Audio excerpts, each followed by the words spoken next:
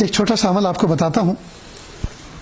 حضرت ابو بکر صدیق رضی اللہ عنہ سے روایت ہے، اللہ کے محبوب صلی اللہ علیہ وسلم فرمایا کہ مجھے اللہ تعالیٰ نے کہا، اللہ کے نبی صلی اللہ علیہ وسلم فرما دیں کہ مجھے اللہ تعالیٰ نے فرمایا کہ آپ اپنی امت کو بتا دو، آپ اپنی امت کو بتا دو کہ جو شخص 10 مرتبہ لا حول ولا قوت الا باللہ، آگے کیا ہے؟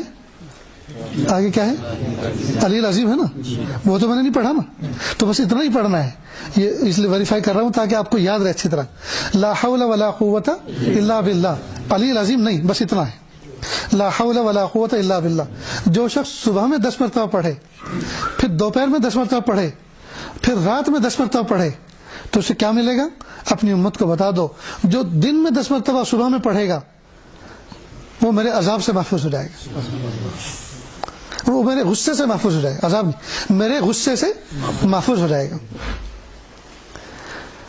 تو غصہ کس پہ آتا ہے؟ دوست پر یا دشمن پر؟ دشمن پر آتا. معلوم ہے اللہ پاک اپنا دوست بنا لیں گے. جب غصہ نہیں کریں گے تو محبت کریں گے. غصے کی ضد کیا ہے؟ محبت. یا تو آدمی کو غصہ آتا ہے یا ترس آتا ہے، محبت ہوتی ہے. تو جب غصہ نہیں کریں گے تو محبت کریں گے، اور محبت کس سے ہوتی ہے؟ دوست سے ہوتی ہے، دشمن سے تو نہیں ہوتی. معلوم ہے جو 10 مرتبہ صبح میں پڑھے گا اللہ اس کو دوست بنا لیں گے، اور جو بندہ 10 مرتبہ دوپہر میں پڑھے گا تو اللہ تعالیٰ اس کو شیطان کے دھوکوں سے بچائیں گے. دھوکہ کون آدمی کھاتا ہے؟ عقل مند یا بیوقوف؟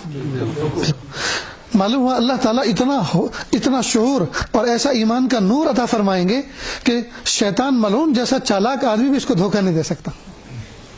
اتنی ایسا برین اور ایسی میموری عطا فرمائیں گے اللہ پاک.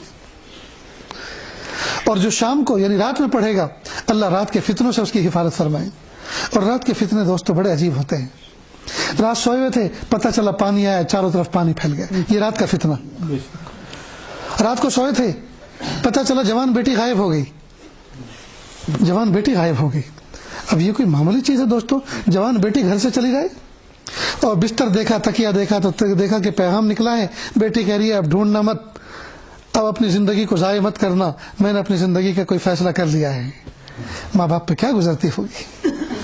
رات کو سوئے تھے عزت کے ساتھ، پتہ چلا اہل خانہ کی عزت کے ساتھ میں کوئی کھلواڑ ہو گیا. رات کو سوئے تھے عزت کے ساتھ، پتہ چلا ڈاکو آئے، چور آئے اور کیش لے کر چلے گئے. یہ سب رات کے فتنے ہیں.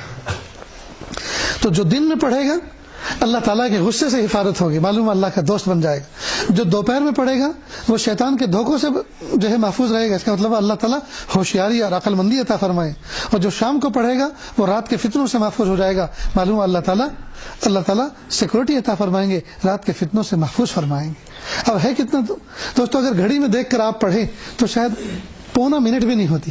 لا حول ولا قوت الا باللہ، لا حول ولا قوت الا باللہ، لا حول ولا قوت الا باللہ 10 مرتبہ اگر پڑھیں تو پونا منٹ بھی نہیں ہوتی. گنتی کے سیکنڈ ہوتے ہیں.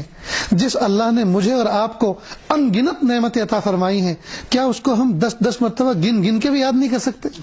کتنی بڑی بے غیرتی کی بات. پھر ہم دعویٰ کرتے ہیں اللہ کی محبت کا، پھر ہم چاہتے ہیں کہ ہم اللہ کے ولی بنیں، پھر ہم چاہتے ہیں کہ لوگ ہم سے مصافحہ کریں. فرصت تو اتنی ہے نہیں کہ ہم پونا منٹ اللہ کو یاد کر لیں 10 مرتبہ گن کر. اور وہ بھی اس کا نفع نہیں ہے، اپنا نفع ہے. ہم جو پڑھتے ہیں اس میں اللہ کا نفع نہیں، ہمارا نفع ہے. وہ تو بے نیاز ہے.